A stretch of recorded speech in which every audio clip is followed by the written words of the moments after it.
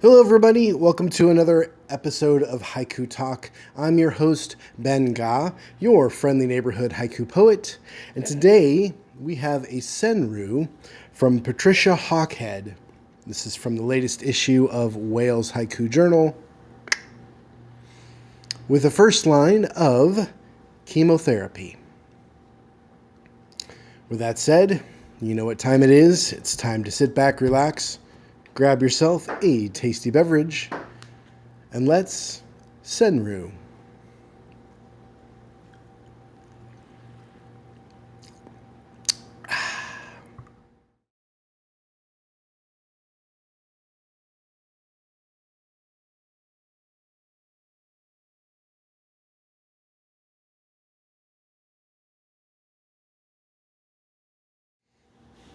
Thank you all for coming back and tuning in for another episode of Haiku Talk. It's great to be with you all.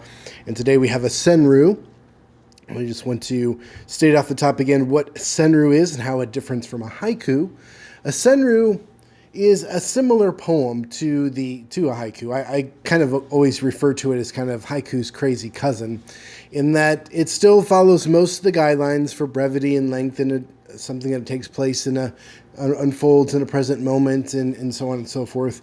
It's just while haiku deals with the natural world or something within the natural world, Senryu deals with human world. So human things, human interactions, things that are human based and only human based.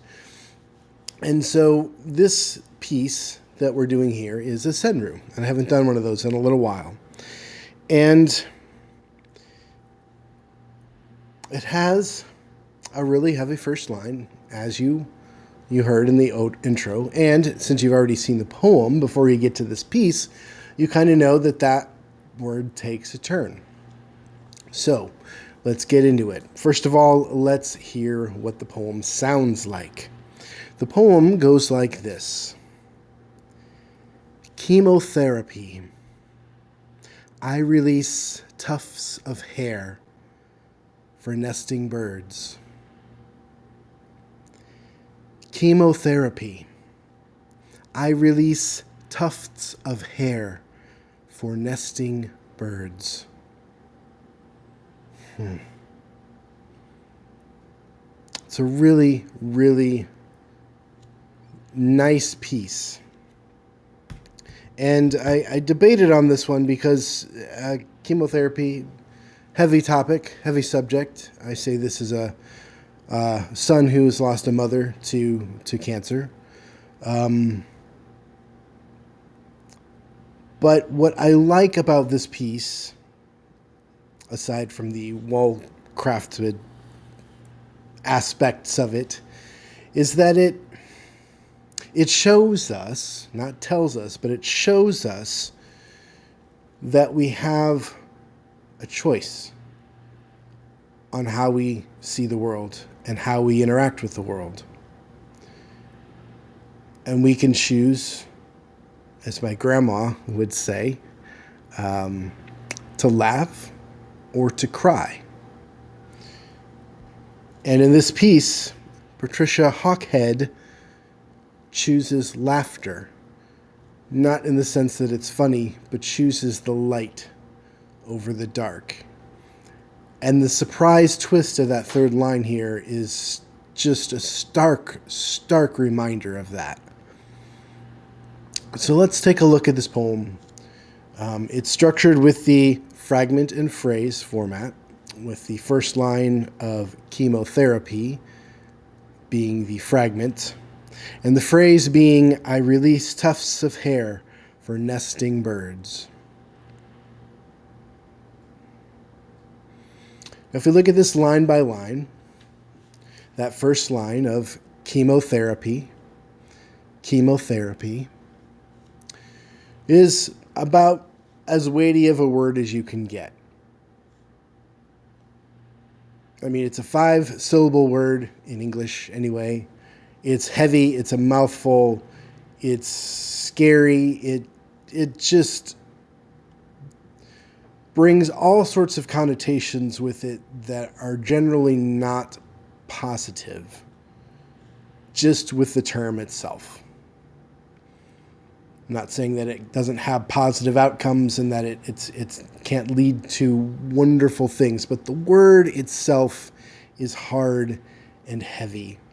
And like I said, it's 5 syllables long, which is a lot of syllables for any word in haiku or senryu.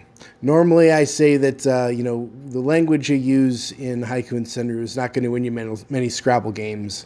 You're not going to dominate words with friends with these the language you use there. But this is perfectly used because it sets us in a certain mindset and brings a whole lot of baggage with it.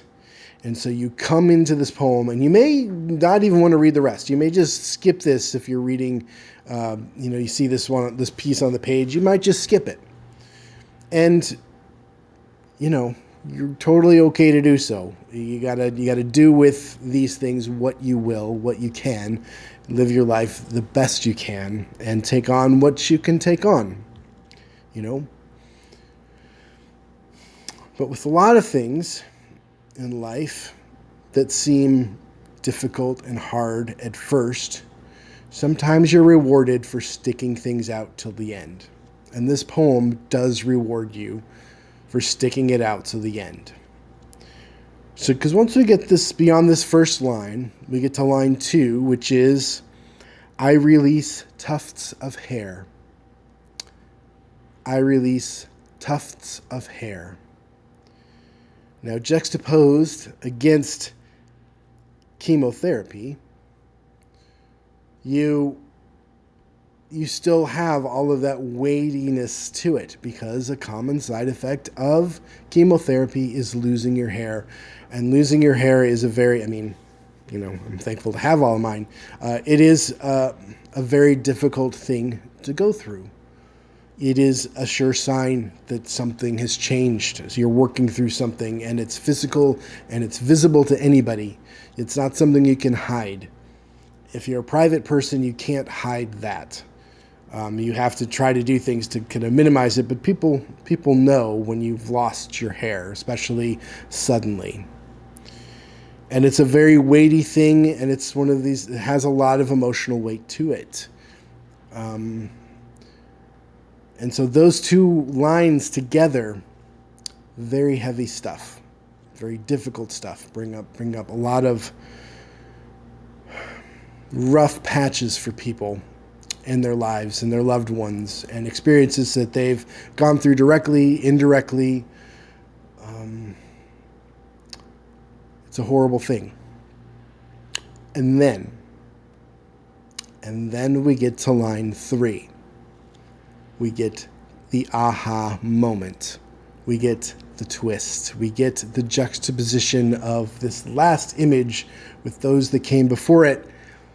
And suddenly, the poem reads differently. That third line is, for nesting birds. For nesting birds. And suddenly, this very difficult thing that is happening becomes a gift that brings new life into the world. As you've seen from episodes past, I'm a fan of watching birds. I'm sure many of you out there are as well. And that turn in line 3 of all of this heavy weight that's pressing down on it. Lines 1 and 2 are pressing down on this line 3. And the decision or the behavioral outcome of taking what you have, this horrible situation, and finding a way to make something positive and allow other beings to make something positive out of this experience is just phenomenal. And something that is being done here there's no victimization here, there's no rage against the world, the rage against the dying of the light. There's this acceptance of what is happening. This is what is. Chemotherapy is happening. Cancer is happening. Treatment is happening. It's not fatalistic. Treatment is happening. Hair is being lost. And in the midst of that loss, there is beauty that can be found by taking the tufts of hair and giving it to birds to nest with, to bring in new life, to allow the cycle of life to continue on. And that is a human choice that's happening here. This is a human choice that's happening here. Which is deeply the Senryu thing about an experience in the human world. Now, the outcome helps the natural world, and there's the cyclical thing of life cycles happening here. So you can make a stretch or a case, I think, for this to be like a Senryu haiku, but this is a human problem, a scientific human treatment to the problem of cancer, and the choice one person is making on how to best deal with the situation at hand. And I know I need reminders like this. Life can get hard, life can get messy, and even inconsequential things can weigh you down. And how we choose to manage those things and how we choose to deal with them shows a lot about our character, a lot about who we are as people. And I like this lesson. I like this moment. I'm going to remember this as I move forward with my life. And when I face a struggle, or I'm feeling down, or I'm feeling like the world is just really sucks, basically, what can I do?